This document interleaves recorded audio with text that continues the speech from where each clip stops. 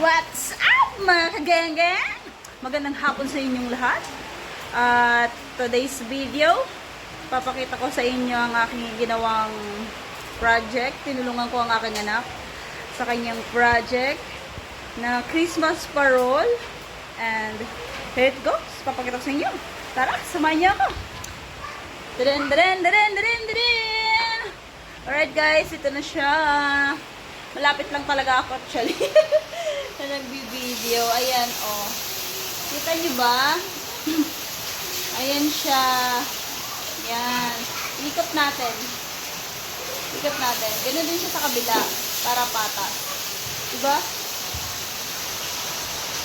Ang laki nga lang. Pero okay na. At least may project yung aking panganay.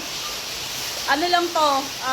Plastic labo na ginawa ko. Tinali ko, binuhubol ko. Nagpatulong lang ako sa aking kapatid na lalaki. Paggawa ko ng star.